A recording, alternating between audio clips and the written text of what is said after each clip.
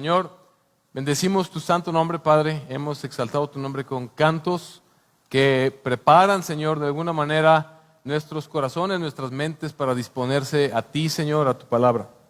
Ahora, Señor, vamos a someternos a tu palabra, la cual es autoritativa, Señor, la cual es verdad, la cual es vida, la cual, Señor, produce esto en nosotros, el conocerte más y el vivir cada vez más conforme a tu voluntad y conforme a tu palabra, Señor.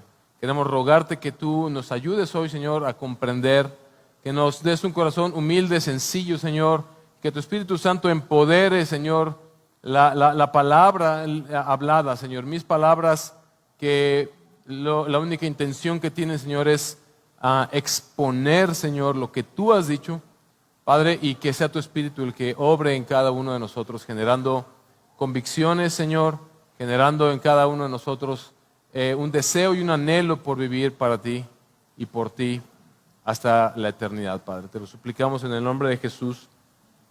Amén y amén. Vamos a leer el pasaje completo, es algo largo, así que pongan atención mientras van leyendo. Algunos van a leer en sus Biblias, algunos van a leer aquí en la pantalla. Trate de no distraerse con nada. Ponga atención a lo que el texto dice y trate de ir haciendo en su mente un ejercicio de comprensión y pidiendo al Señor que le ayude a comprender lo que aquí está escrito. 7, versículo 1 en adelante. Después de esto, vi 4 ángeles de pie en los 4 extremos de la tierra, que detenían los 4 vientos de la tierra, para que no soplara viento alguno, ni sobre la tierra, ni sobre el mar, ni sobre ningún árbol. Y vi a otro ángel que subía de donde sale el sol y que tenía el sello del Dios vivo, y gritó a gran voz a los 4 ángeles a quienes se les había concedido hacer daño a la tierra y al mar, diciendo: no hagas daño ni a la tierra, ni al mar, ni a los árboles, hasta que hayamos puesto un sello en la frente a los siervos de nuestro Dios. Y oí el número de los que fueron sellados: 144,000 sellados de todas las tribus de los hijos de Israel. De la tribu de Judá fueron sellados 12,000, de la tribu de Rubén 12,000, de la tribu de Gad 12,000, de la tribu de Aser 12,000, de la tribu de Neftalí 12,000, de la tribu de Manasés 12,000, de la tribu de Simeón 12,000, de la tribu de Leví 12,000, de la tribu de Isaacar 12,000, de la tribu de Zabulón 12,000, de la tribu de José 12,000, y de la tribu de Benjamín fueron sellados 12,000. Después de esto miré y vi una gran multitud que nadie podía contar, de todas las naciones, tribus, pueblos y lenguas, de pie delante del trono y delante del Cordero, vestidos con vestiduras blancas y con palmas en las manos. Y clamaban a gran voz diciendo: la salvación pertenece a nuestro Dios, que está sentado en el trono, y al Cordero. Y todos los ángeles estaban de pie alrededor del trono y alrededor de los ancianos y de los 4 seres vivientes, y cayeron sobre sus rostros delante del trono y adoraron a Dios diciendo: amén. La bendición, la gloria, la sabiduría, la acción de gracias, el honor, el poder y la fuerza sean a nuestro Dios por los siglos de los siglos. Amén. Y uno de los ancianos habló diciéndome: estos que están vestidos con vestiduras blancas, ¿quiénes son y de dónde han venido? Yo le respondí: Señor mío, tú lo sabes. Y él me dijo: estos son los que vienen de la gran tribulación y han lavado sus vestiduras y las han emblanquecido en la sangre del Cordero. Por eso están delante del trono de Dios y le sirven día y noche en su templo. Y el que está sentado en el trono extenderá su tabernáculo sobre ellos. Ya no tendrán hambre ni sed, ni el sol los abatirá, ni calor alguno. Pues el Cordero en medio del trono los pastoreará y los guiará a manantiales de aguas de vida, y Dios enjugará toda lágrima de sus ojos. Cuando el Cordero abrió el 7º sello, hubo silencio en el cielo como por media hora. Y vi a los 7 ángeles que están de pie delante de Dios, y se les dieron 7 trompetas. Otro ángel vino y se paró ante el altar con un incensario de oro, y les dio mucho incienso para que lo añadiera a las oraciones de todos los santos sobre el altar de oro que estaba delante del trono. Y de la mano del ángel subió ante Dios el humo del incienso con las oraciones de los santos. Y el ángel tomó el incensario, lo llenó con el fuego del altar y lo arrojó a la tierra, y hubo truenos, ruidos, relámpagos y un terremoto. Entonces los 7 ángeles que tenían las 7 trompetas se prepararon para tocarlas.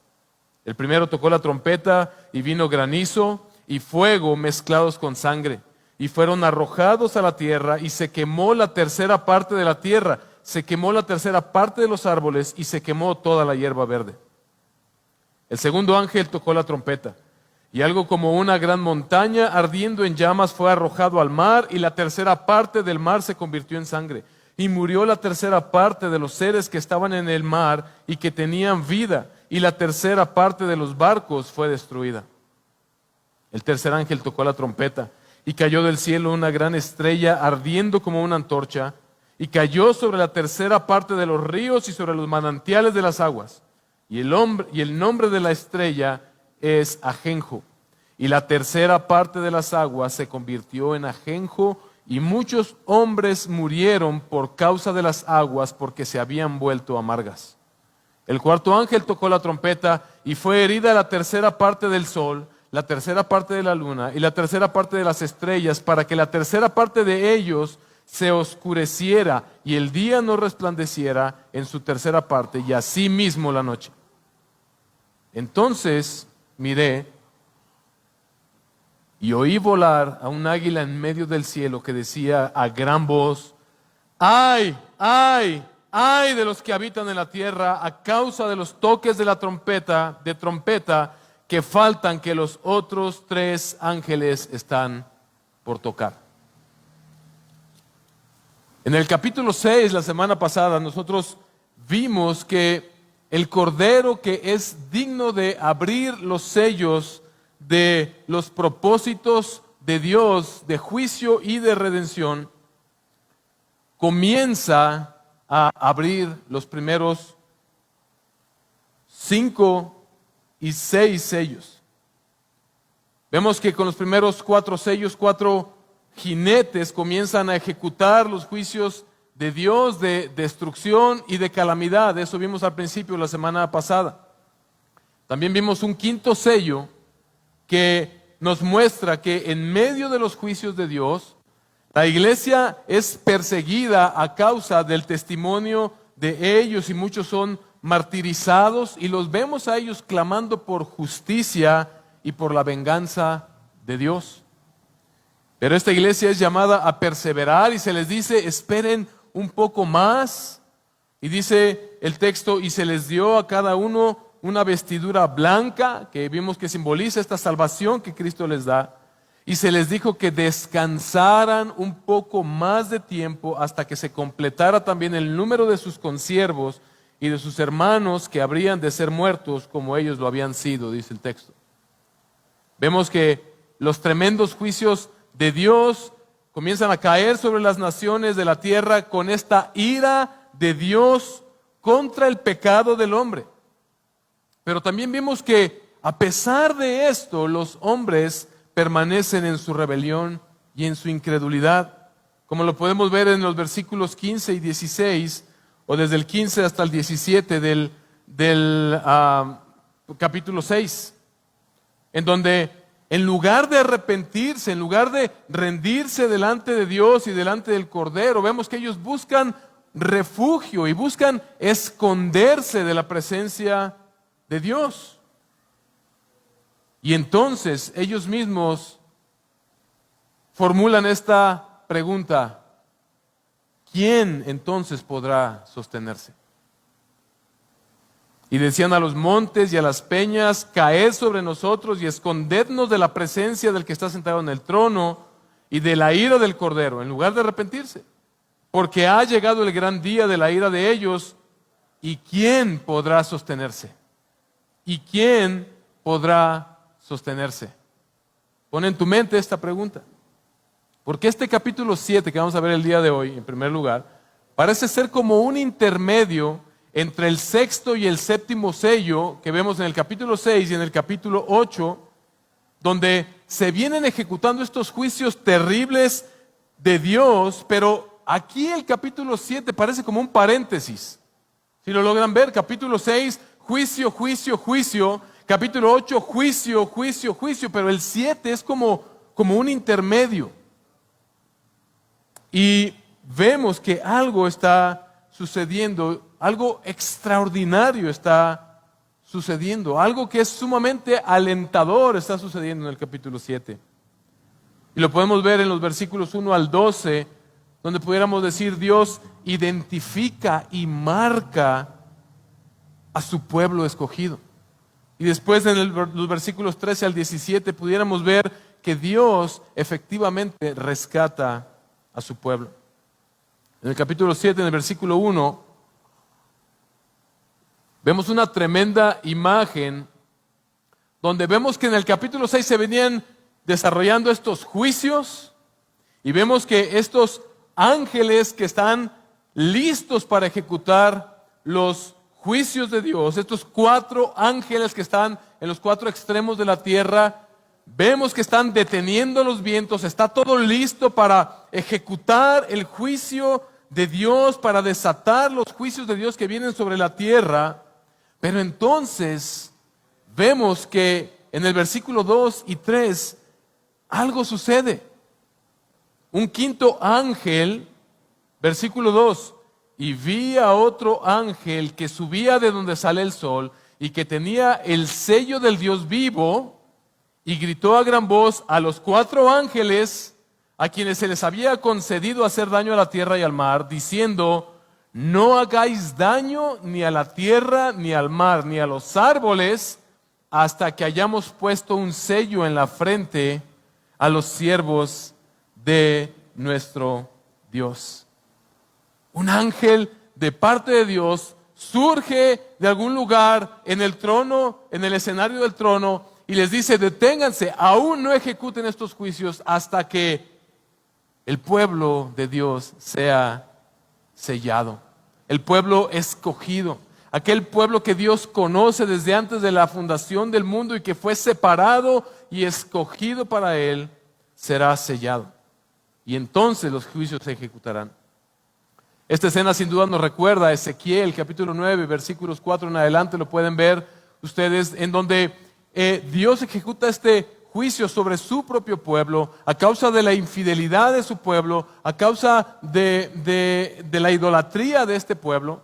Pero antes de ejecutar los juicios, el profeta Ezequiel dice que ve a 4 seres venir como para ejecutar estos juicios, pero uno de ellos es como un escribano, es como alguien que trae utensilios para sellar, y Dios le dice: esperen, todavía no ejecuten los juicios, todavía no traigan muerte sobre este pueblo, hasta que aquellos que permanecieron fieles y que han llorado a causa de la infidelidad y de la idolatría del pueblo sean sellados para que ellos sean rescatados.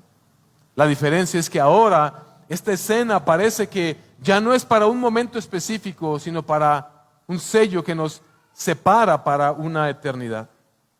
Hermanos, estos sellos nos muestran, nos marcan cómo Dios verdaderamente conoce a todos sus siervos. Dios conoce a todos sus siervos. Ninguno de los que le pertenecen a Él pasan desapercibido ante su mirada. Ninguno de los que le pertenecen a Él están fuera del alcance de su cuidado, de su amor, de su misericordia, de sus promesas y de su fidelidad para cumplirlas. Aquellos que son sellados, vemos entonces en el texto, son aquellos que fueron dispuestos a resistir y a permanecer fieles al testimonio de Dios, como vimos en el capítulo 6. Aquí nosotros, el día de hoy, no tenemos un sufrimiento como el de la iglesia primitiva, de persecución, de muerte. Hasta ahora nadie nos persigue para matarnos a causa del evangelio de Jesucristo, a causa de nuestra fe. Pero sabes que Dios conoce perfectamente lo que hay en tu corazón y en mi corazón. No es necesario que ese día de persecución tan tremenda y cruel venga sobre nosotros para estar listos en nuestros corazones, para decidir ser fieles al Señor, nos cueste lo que nos cueste. Y la prueba es cuánto estamos nosotros dispuestos en nuestro día a día a sacrificar aquellas cosas que ni siquiera son un sacrificio. ¿Cuánto estamos dispuestos a sacrificar de nuestras vidas para ser fieles a nuestro Señor? Dios conoce perfectamente a aquellos que están siendo fieles, aquellos que están huyendo de la idolatría de este mundo, aquellos que están huyendo de la tentación que este mundo ejerce para vivir de la manera que Dios, de una manera contraria al Señor, a la palabra de Dios. Dios también conoce tus sufrimientos. Dios también conoce tus situaciones y las situaciones que tú hayas tenido que enfrentar, situaciones de desánimo, situaciones de tristeza, situaciones de dolor a causa del pecado que tu propia vida ha provocado en tu propia vida, a causa del pecado que otros han provocado en tu vida, a causa del pecado que tú has provocado en otros. Dios lo conoce. Pero sabes que si tú estás en Cristo y tú has sido sellado por Él, tenemos las promesas y tenemos un adelanto de lo que sucederá con nosotros, contigo. Pero en el versículo 9 encontramos un texto que debe alegrar nuestros corazones. El versículo 9 es ni más ni menos que la respuesta a la pregunta de la semana pasada: ¿y quién podrá sostenerse en medio de estos juicios tremendos, terribles que vienen? ¿Quién podrá sostenerse en medio de estos juicios? Y la respuesta nos la da el versículo 9. Después de esto, miré y vi una gran multitud que nadie podía contar. Ya no son solamente 144,000, ¿ves? El mismo texto nos responde. Una gran multitud que nadie podía contar, de todas las naciones, ya no solo Israel, tribus, no solo Israel, pueblos, no solo Israel, y lenguas. Y ve, estaban de pie delante del trono y delante del Cordero, como vestidos con vestiduras blancas y con palmas en las manos, y clamaban a gran voz diciendo: la salvación pertenece a nuestro Dios, que está sentado en el trono, y al Cordero. Aquí se responde la pregunta: ¿quién podrá sostenerse en medio de los juicios de Dios? Su pueblo escogido ha de sostenerse. Su pueblo escogido estará de pie delante del trono de Dios y delante del Cordero, porque Él los ha escogido, porque Él los ha lavado con su sangre preciosa vertida en la cruz del Calvario, para garantizar y asegurar su salvación eterna, aún y cuando tengan que perder sus vidas por el testimonio de Dios en esta tierra. Son de todas las naciones. Ahí es donde tú y yo nos alegramos en sobremanera. No es solo para el pueblo de Israel, es para los mexicanos también, para los uriangatenses, los yurirenses, los moroloneses, los yajalontecos, como nos dicen a nosotros ahí en Chiapas. De todas las naciones, tribus, pueblos y lengua, y están de pie delante del trono y delante del Cordero, y están vestidos con vestiduras blancas, salvados, limpiados y purificados. Como dijera Karina, mi esposa, no te preocupes, todo termina bien. Aunque aquí todo esté yéndose al cuerno, no te preocupes, todo termina bien si tú estás en Cristo. La salvación no está, gracias a Dios, en tus manos ni en mis manos. En tu desempeño o en mi desempeño, la salvación pertenece a nuestro Dios. La salvación pertenece a nuestro Dios. Esto nos recuerda un poco el Salmo 3. Esta oración, incluso se leyó un poco al principio, esta oración de confianza en el Señor, en el cual su pueblo está confiado en que en medio de cualquier circunstancia el Señor los sostendría y Él les daría su salvación. Y termina el Salmo 3 de la misma manera: la salvación pertenece a nuestro Dios. Esta doxología, ¿qué es doxología? Esta adoración. Dicen por ahí, no recuerdo quién lo dijo exactamente, pero toda buena teología debe derivar en doxología. Es decir, todo el conocimiento de Dios que tú adquieras no debe derivar en un orgullo en ti para mostrar cuánto sabes. Debe derivar siempre, o derivará correctamente, en adoración al Señor, porque entre más lo conoces, más te maravillas de su grandeza, de su amor, de su misericordia, de su salvación gloriosa sobre su pueblo.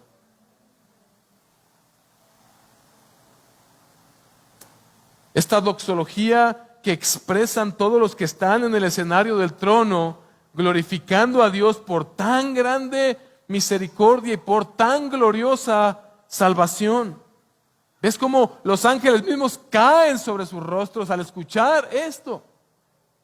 La salvación pertenece a nuestro Dios, que está sentado en el trono, y al Cordero, y todos en la corte celestial se postran delante de Él y dicen: amén. La bendición, la gloria, la sabiduría, la acción de gracias, el honor, el poder y la fortaleza sean a nuestro Dios por los siglos de los siglos. Amén. Tú y yo, que somos los más beneficiados de esta gloriosa salvación, debiéramos gritar con más fuerza que los ángeles: amén. Gloria al Señor por tan preciosa salvación que ha derramado sobre su pueblo. Nosotros debemos unirnos, hermanos, a la adoración celestial por tan grande y tan maravillosa salvación. Ya he dicho antes, cuando adoramos al Señor con cantos, no es un tiempo nomás para entretener, es un tiempo en el que estamos practicando algo como esto y exaltando al Señor por quien Él es.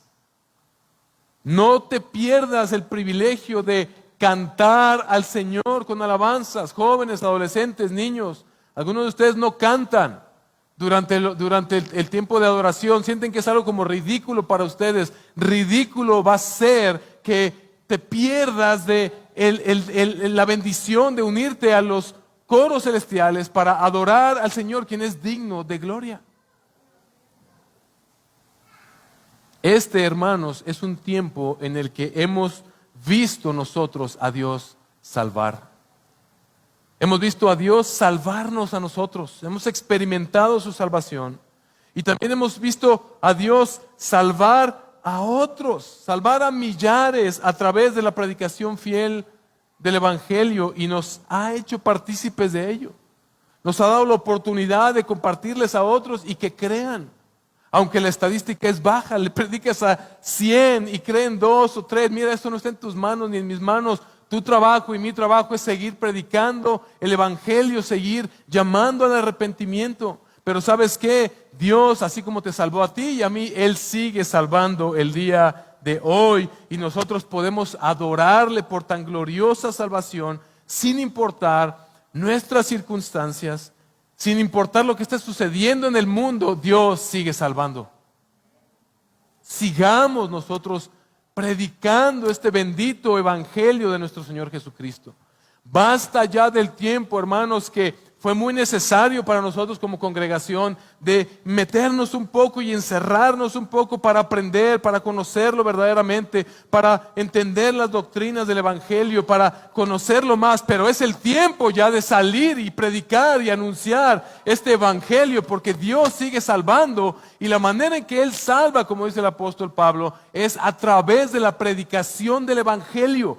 no de tu testimonio, aunque tu testimonio ayuda mucho, no de experiencias de otro tipo, no porque traigas a una persona a la iglesia necesariamente, no por ir a un lugar, es por predicarle el evangelio de que en Jesucristo hay salvación para aquellos que se arrepienten de sus pecados y vienen a Cristo en arrepentimiento y fe. En el versículo 13 vemos cómo Dios efectivamente salva a su pueblo. Y uno de los ancianos habló diciéndome: estos que están vestidos con vestiduras blancas, ¿quiénes son y de dónde han venido? Y yo le respondí: Señor mío, tú lo sabes, es decir, yo no sé. Y él me dijo: estos son los que vienen de la gran tribulación y han lavado sus vestiduras y las han emblanquecido en la sangre del Cordero. Porque aquellos que son conocidos por Dios, que han sido sellados con la salvación por el Señor, ellos son rescatados por Dios. ¿Por qué están ellos delante del trono y con vestiduras blancas?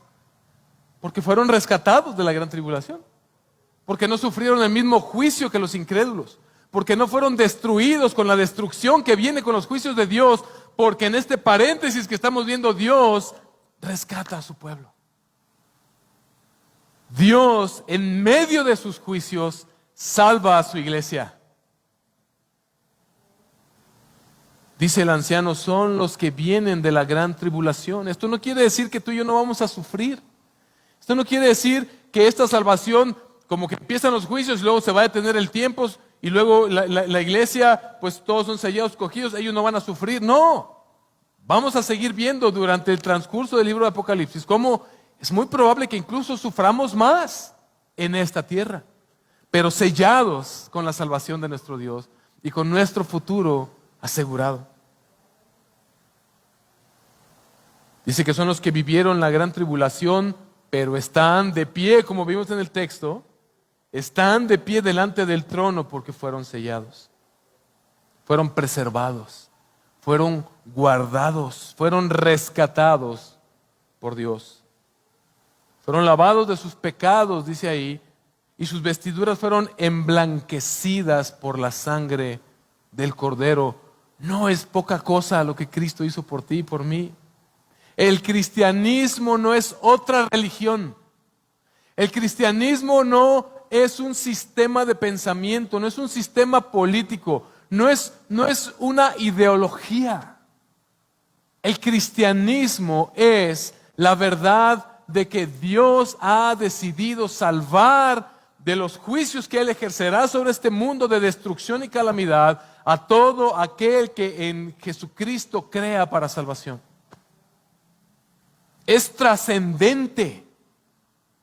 Nos está hablando de nuestra eternidad. Nos está hablando de algo cósmico. No es algo para el momento, no es algo para el día de hoy. No es algo para que simplemente te vaya mejor en tu día a día o en tu semana o que tengas un mejor año. Si Dios lo quiere en su bondad y fidelidad, así será. Pero mira, aunque eso no suceda, tu eternidad en perfección, en gloria, en la presencia de Dios, está garantizada en Cristo Jesús.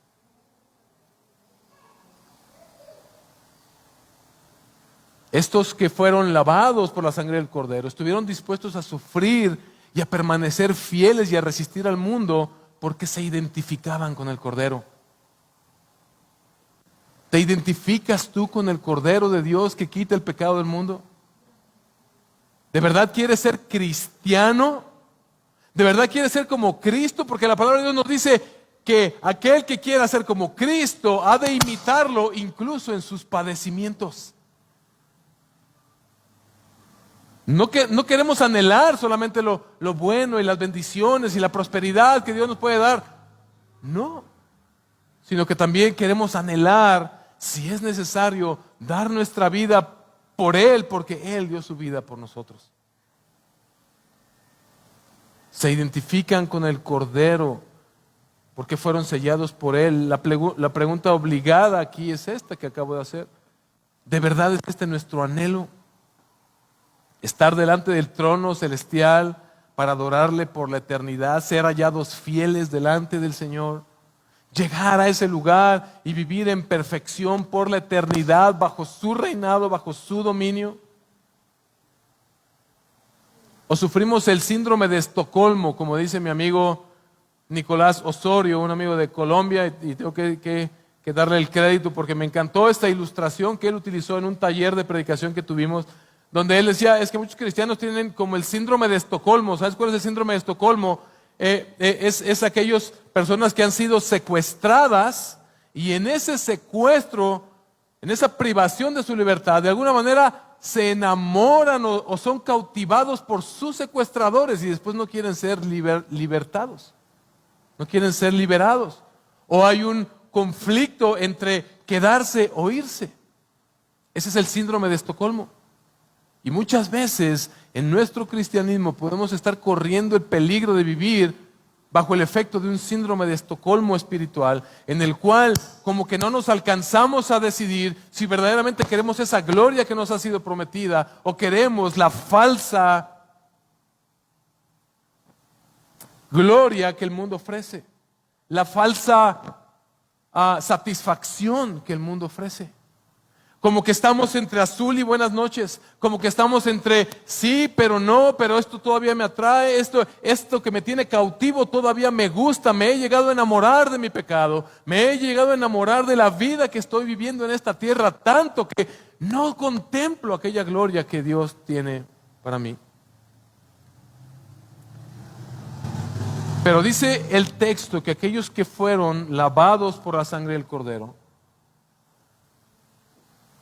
y emblanquecieron sus vestiduras en la sangre de Él, es decir, que fueron santificados, que hemos dicho que la vida cristiana es un día de tu justificación, crees en Cristo para tu justificación y luego caminas el cristianismo, caminas detrás de Cristo conforme a su voluntad para tu santificación, para que seas emblanquecido por Él mientras caminas con Él. Y estos que han sido emblanquecidos sus vestiduras, dice el versículo 15, por eso están delante del trono de Dios y le sirven de día y de noche en su templo, y el que está sentado en el trono extenderá su tabernáculo sobre ellos. Ya no tendrán hambre ni sed, ni el sol los abatirá, ni calor alguno. Este texto, Juan parece estar citando el Salmo 121, versículos 5 al 6, donde nos muestra palabras similares a estas, donde el Señor ya nos cobijará finalmente, nos traerá, dice que extenderá su tabernáculo sobre ellos, es decir, habitará con ellos, su protección, su presencia, su guianza estará permanentemente en ellos, de tal manera que no habrá más hambre, ni sed, ni el sol nos abatirá, ni calor alguno, ninguna de las frustraciones que tú y yo podemos vivir en este mundo, ninguno de los cansancios, ninguna de las cosas que nos subyugan podrán tener su efecto en aquel día sobre nosotros. Y dice el versículo 17, pues el Cordero en medio del trono los pastoreará y los guiará a manantiales de aguas de vida, y Dios enjugará toda lágrima de sus ojos.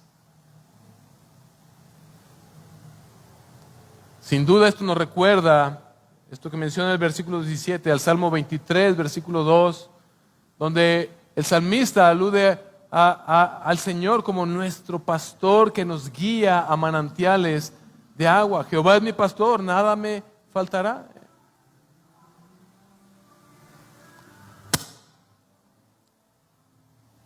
En delicados pastos nos pastoreará, a aguas de vida nos llevará. También nos recuerda el pasaje de Isaías 25, 8, donde Dios promete hacer justicia sobre su pueblo y Él mismo enjugar las lágrimas de su pueblo a causa de su sufrimiento por su testimonio de Él. Este intermedio, este capítulo 7, nos muestra esto.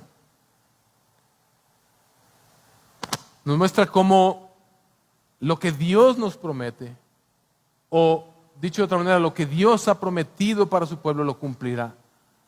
Dios nos ayude, hermanos, a no vivir como tristemente viven muchos cristianos sin anhelar esto trascendente, sin anhelar esa presencia de Dios, sin anhelar el ser santificados, el ser presentados delante de Dios, porque de esto se trata todo. Una eternidad con Él. Mucha gente quiere el cielo, pero no quiere a Dios gobernando sobre ellos. Todo mundo estaría de acuerdo con ir al cielo siempre y cuando Dios no esté ahí. Porque lo que el hombre no quiere es someterse al dominio, al gobierno de Dios. Pero Dios es el Dios soberano, todopoderoso, el dueño de todo. Y Él ejecutará sus juicios sobre aquellos que permanezcan en rebelión contra Él. Pero salvará a todos aquellos que deciden seguirlo y permanecer fiel, cuando son movidos por el Espíritu Santo a través de escuchar el Evangelio de salvación de nuestro Señor Jesucristo. Por lo tanto, tú y yo no tenemos por qué anhelar más una vida aquí, sino una vida eterna. Esto no quiere decir que te vuelvas pesimista, que no busques satisfacción en nada. Mira, Dios nos ha provisto de tantas cosas en esta tierra de las que podemos de buena manera obtener satisfacción. Y ¿sabes qué? Disfrútalas. Pero cada vez que disfrutes de aquello que más disfrutas, de aquello que más te produce esa sensación de satisfacción, recuerda, hay algo mucho mejor. Esto no se compara ni tantito con aquello que el Señor me ha prometido. Este intermedio, este capítulo 7 nos recuerda el tiempo que Dios está proveyendo, hermanos, para la salvación de aquellos que se arrepientan de sus pecados, que se arrepientan de su vana manera de vivir y se rindan ante Cristo, el Cordero de Dios que quita el pecado del mundo. Pero ¿sabes qué? El juicio de Dios no se detiene. El juicio de Dios no se canceló. Si tú eres un no creyente, es decir, si no has venido a Cristo a entregarle tu vida en arrepentimiento y fe, déjame decirte, todo lo que conoces, toda la creación completa, como has venido escuchando, un día se rendirá completamente humillada delante del Señor para ser juzgado. Pero hay otra manera de presentarte delante del Señor, y es como uno que ha sido sellado porque se ha arrepentido de sus pecados, ha creído en el Evangelio de Jesucristo, quien tiene el poder para salvar y quien otorga el perdón de sus pecados, porque Él sufrió por ti y por mí en esa cruz. Y cuando tú decides hacer a Cristo tu Señor y tu Salvador, eres sellado con el Espíritu Santo de la promesa y pasas de ser un hombre o una mujer dignos del juicio terrible de Dios sobre tu vida a uno que será rescatado para la eternidad. Ríndete delante del Señor. Ríndete delante de Cristo hoy, porque ¿sabes qué? No se equivocan aquellos que dicen, y vendrán cosas peores, dice la Biblia. Es un dicho ya muy común, ¿no?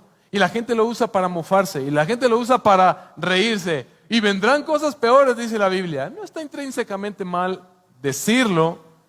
El peligro está en que esa expresión se ha vuelto tan vana y tan cómica para muchos que no se dan cuenta que esto es una realidad contundente. Cosas peores, como nunca hemos visto, vienen sobre los que permanezcan incrédulos delante del Señor a causa de su justicia. Dios en su gracia ha extendido más y más su misericordia, invitando a muchos no creyentes al arrepentimiento, invitando a muchos supuestos creyentes al arrepentimiento. Apocalipsis 3:20, ustedes lo vieron cuando predicó el pastor Jorge Luis acerca de las iglesias. Apocalipsis 3:20 nos recuerda esto. Cuando Jesús les dice a esta iglesia, si alguno abre la puerta, yo entraré y cenaré con él y él conmigo. Este no es un versículo como muchos lo han utilizado de mala manera, no es un versículo para evangelizar. Este era un llamado a una iglesia infiel que estaba siendo seducida por su prosperidad económica y que decía, yo no necesito nada porque me he enriquecido. Y el Señor les dice, hey, despierta, porque no estás enriquecido, sino que te has empobrecido al pensar que eso es la vida. Pero si tú te arrepientes y abres la puerta, yo entraré y cenaré contigo.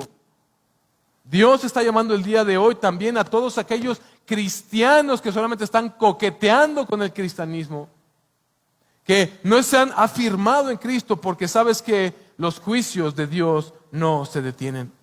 El capítulo 8 nos presenta el séptimo sello, la continuación del juicio con una serie de juicios más intensos que la primera. Versículo 1. Cuando el Cordero abrió el séptimo sello, hubo un silencio en el cielo como por media hora. Un silencio previo al desatamiento de los juicios de Dios.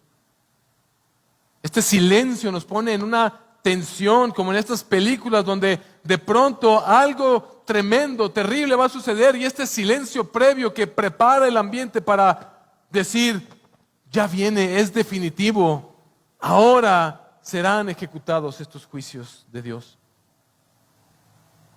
Es el momento de que estos juicios sean ejecutados. En el versículo 2 vemos que a 7 ángeles que están delante de Dios se les dan 7 trompetas. El uso de las trompetas en el Antiguo Testamento eran de uso ceremonial para las fiestas judías, pero también eran utilizadas para la guerra, para anunciar, para comandar, para dar dirección en la guerra también.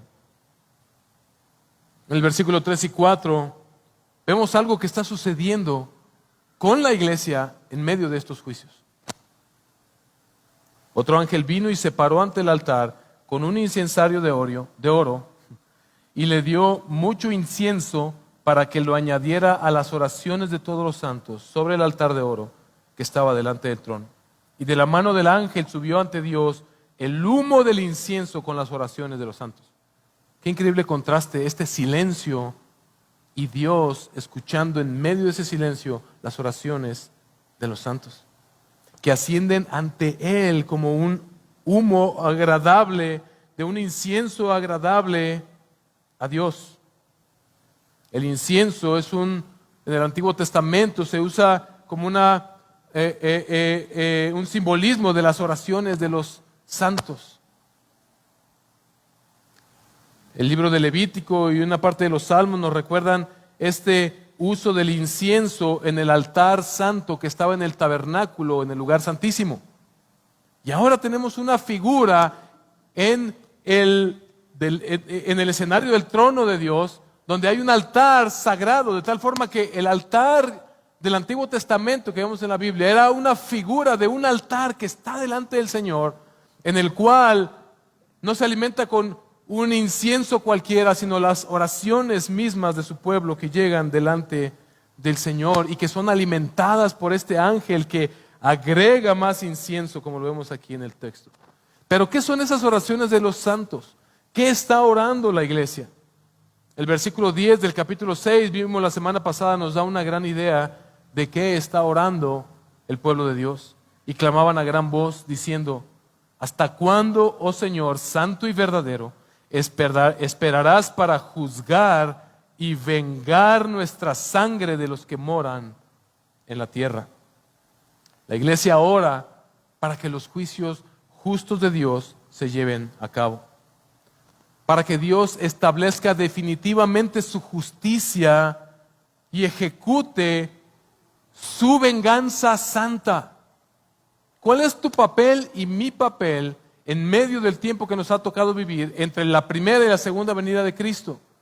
Tu papel y mi papel es predicar el Evangelio, y tu papel y mi papel es orar para que la justicia de Dios venga, para que Cristo regrese, para que la justicia de Dios se establezca completamente en esta tierra, Cristo regrese a juzgar a los vivos y a los muertos y se establezca finalmente la verdad del Evangelio de Jesucristo.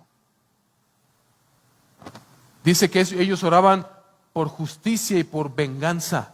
Pero ¿quiénes son los que están orando? En el capítulo 6 vimos que son los que ya habían muerto y ahora están debajo del altar, los mártires de la iglesia. Tú y yo no oramos por venganza. ¿Sabes por qué? Porque tu corazón y mi corazón todavía son pecaminosos. Pero los que están ahí, que ya están en la gloria de Dios y que fueron decapitados, aserrados, martirizados por la fe en Jesucristo, ellos saben cómo orar por una venganza santa, porque ¿sabes qué? Sí, la Biblia nos habla de una venganza. Mía es la venganza, dice el Señor, yo pagaré. El juicio severo de Dios viene para ejecutar su venganza sobre sus enemigos, los que permanezcan rebeldes e incrédulos delante de Dios. Estos juicios se empiezan a ejecutar. Versículo 5 y versículo 6. Y el ángel tomó del incensario, tomó el incensario, lo llenó con el fuego del altar y lo arrojó a la tierra. Y ve que empieza a suceder. Hubo truenos, ruidos, relámpagos y un terremoto. Entonces los 7 ángeles que tenían las 7 trompetas se prepararon para tocarlas. A partir de aquí vemos que algo empieza a suceder con estos juicios. Y léelo de esta manera. Vemos cómo las fuentes de seguridad y las fuentes de estabilidad del mundo comienzan a ser disminuidas. Esto es lo que hacen estos juicios. Estos juicios desatados por las trompetas que son tocadas por los ángeles nos recuerdan un poco, hacen un eco de aquellas plagas que vinieron sobre el pueblo de Egipto, ¿te acuerdas? Versículo 7, el primero tocó la trompeta y vino granizo y fuego mezclados con sangre y fueron arrojados a la tierra y se quemó la tercera parte de la tierra. Se quemó la tercera parte de los árboles y se quemó la hierba verde. Vemos que todo aquello que la tierra produce, vemos que la capacidad de la tierra para producir alimento y sustento para los seres vivos es disminuida y una tercera parte es totalmente quemada. Puedes imaginar lo que puede venir con esto. Hambrunas, pleitos, guerras a causa de las hambrunas y todo lo que puede derivar de ello. Versículos 8 y 9. El segundo ángel tocó la trompeta y algo como una montaña ardiendo en llamas fue arrojado al mar y la tercera parte del mar se convirtió en sangre y murió la tercera parte de los seres que estaban en el mar y que tenían vida y la tercera parte de los barcos fue destruida. Vemos que se empieza a reducir aquellos lugares donde los hombres tienen su confianza. Mira, mientras hay alimento, que la bola ruede, mientras nosotros mismos podamos suplir nuestras necesidades. Sabes que yo estoy un poco involucrado en el negocio de lo que tiene que ver con productos que vienen de otros países como China. Y en China por 14 días se cerraron los puertos a causa de un rebrote de coronavirus. Y esos 14 días de ese puerto cerrado están produciendo una crisis mundial, una escasez de productos a causa de la escasez que está produciendo 14 días que fueron cerrados estos puertos.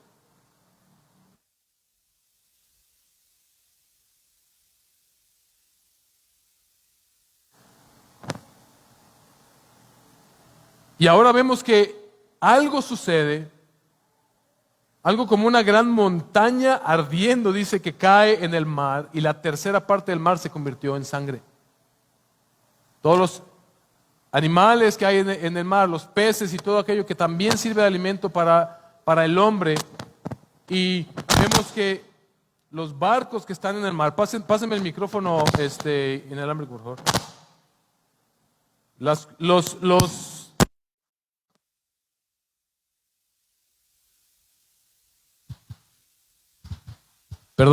Los animales, los peces del mar son disminuidos a 2/3 partes nada más. Y vemos que todas estas flotas navieras son disminuidas.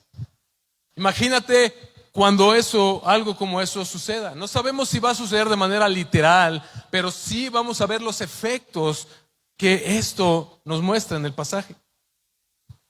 Versículo 9. Estos barcos como los que mostraba Isaías 2:16, donde el Señor decía: yo voy a disminuir la fuerza que ustedes tienen con sus flotas navieras. Esto simboliza para nosotros una reducción de aquellas cosas en las que nosotros tenemos nuestra seguridad, en un sistema económico, en un sistema de comercio mundial, en un sistema en el cual, mira, el día que tú quieres comer pescadito, vas al mercado y te sacan montones de mojarras y no tienes problema, y está hasta barato. Pero ¿sabes qué? Todo eso puede llegar a un punto de escasez a causa de los severos juicios de Dios. Si te das cuenta, menciona que son terceras partes las que son destruidas. ¿Y por qué una tercera parte? ¿Por qué una tercera parte? Y en Apocalipsis 6 vimos que los juicios que son ejecutados traen destrucción y calamidad sobre una cuarta parte, lo cual era menor, y ahora vemos una tercera parte que es destruida. Es progresivo, va aumentando, cada vez va siendo mayor el daño que estos juicios están trayendo. Pero la pregunta no debe ser: Señor, ¿por qué destruyes la tercera parte de las cosas? La pregunta correcta debiera ser: ¿por qué el Señor no ha destruido todo si es lo que realmente merecíamos? Y la respuesta es: Dios sigue extendiendo gracia y misericordia. Y como dice la palabra, Dios no quiere que el mundo se pierda, sino que quiere que muchos vengan al arrepentimiento. Y lo que Dios está haciendo es trayendo estos juicios para llamar la atención de los hombres hacia Él, sabiendo que no hay escapatoria de sus juicios y que solamente aquellos que estén en Cristo, sellados por su salvación, alcanzarán esta redención, alcanzarán a ser rescatados por Dios mismo para ser presentados delante de Él sin mancha en aquel día. Dios ha seguido extendiendo su misericordia. Al final la destrucción será total. Hoy hay tiempo todavía para arrepentirse. Ahora, estos juicios suenan duros, terribles, tremendos.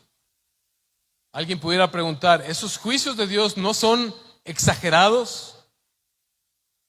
¿Por qué Dios juzga de esta manera? La respuesta es: porque Dios es santo. Y Romanos 1, léelo conmigo a partir del versículo 17 hasta el capítulo 2, versículo 2. Lee conmigo cuál ha sido la postura del ser humano desde la creación, desde la caída. Versículo 17: porque en el Evangelio la justicia de Dios se revela por fe y para fe, como está escrito: mas el justo por la fe vivirá. ¿La fe en quién? En Jesucristo. Esto es lo que Dios ha ofrecido al mundo. Pero ve lo que sucede: porque la ira de Dios se revela desde el cielo contra toda impiedad e injusticia de los hombres, que con injusticia restringen la verdad. Porque lo que se conoce acerca de Dios es evidente dentro de ellos, pues Dios se lo hizo evidente. Porque desde la creación del mundo sus atributos invisibles, su eterno poder y divinidad se han visto con toda claridad, siendo entendidos por medio de lo creado, de manera que no tienen excusa. Pues aunque conocían a Dios, no le honraron como a Dios, ni le dieron gracias, sino que se hicieron vanos en sus razonamientos y su necio corazón fue entenebrecido. Profesando ser sabios, se volvieron necios y cambiaron la gloria del Dios incorruptible por una imagen en forma de hombre corruptible, de aves, de cuadrúpedos y de reptiles. Por consiguiente, Dios los entregó a la impureza en la lujuria de sus corazones, de modo que deshonraron entre sí sus propios cuerpos, porque cambiaron la verdad de Dios por la mentira, y adoraron y sirvieron a la criatura en lugar del Creador, quien es bendito por los siglos. Amén. Por esa razón, Dios los entregó a pasiones degradantes, porque sus mujeres cambiaron la función natural por la que es contra naturaleza, Y de la misma manera también los hombres, abandonando el uso natural de la mujer, se encendieron en su lujuria unos con otros, cometiendo hechos vergonzosos, hombres con hombres, y recibiendo en sí mismos el castigo correspondiente a su extravío. Y como ellos no tuvieron a bien reconocer a Dios, Dios los entregó a una mente reprobada para que hicieran las cosas que no convienen, estando llenos de toda injusticia, maldad, avaricia y malicia, colmados de envidia, homicidios, pleitos, engaños y malignidad. Son chismosos, detractores, aborrecedores de Dios, insolentes, soberbios, jactanciosos, inventores de lo malo, desobedientes a los padres, sin entendimiento, indignos de confianza, sin amor, despiadados, los cuales, aunque conocen el decreto de Dios, que los que practican tales cosas son dignos de muerte, no solo las hacen, sino que también dan su aprobación a los que las practican. Por lo cual no tienes excusa, oh hombre, quien quiera que seas tú que juzgas, pues al juzgar a otro, a ti mismo te condenas, porque tú que juzgas practicas las mismas cosas. Y sabemos que el juicio de Dios justamente cae sobre los que practican tales cosas.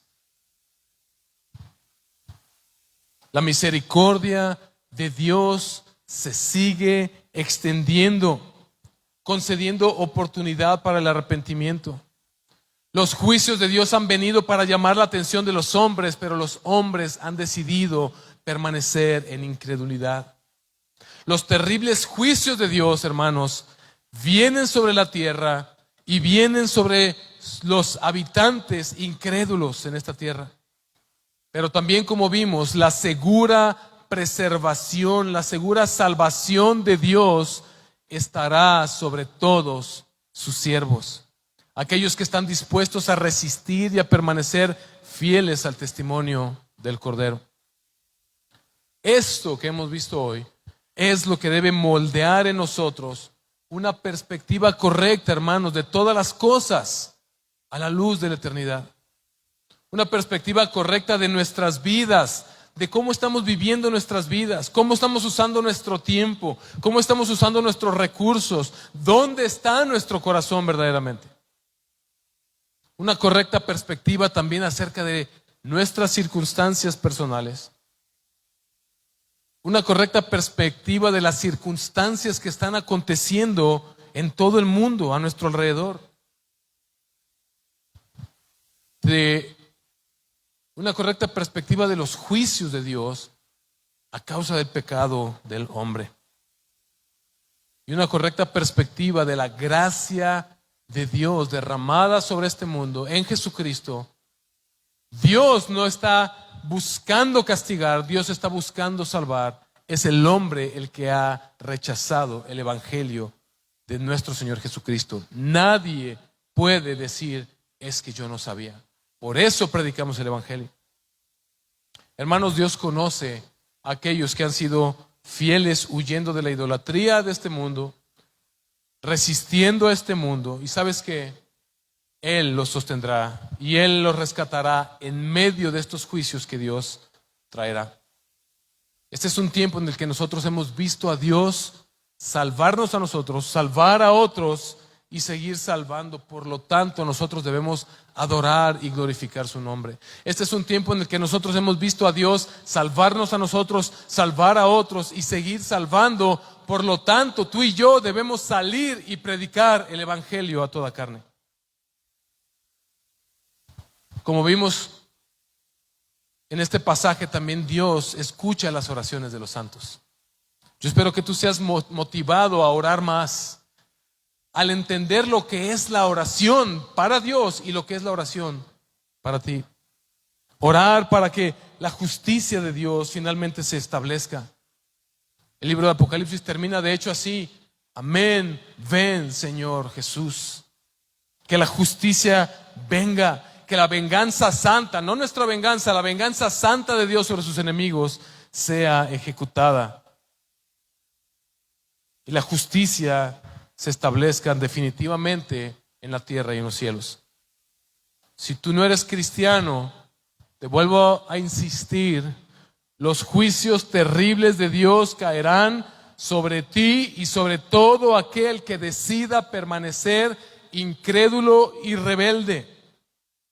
Pero Dios ha decidido preservar un pueblo al cual Él ha salvado a través de la predicación del Evangelio. Y si tú pones tu fe en Jesús, tú puedes ser adherido a este pueblo solamente por su gracia, no por algo que tú puedas hacer para merecerlo.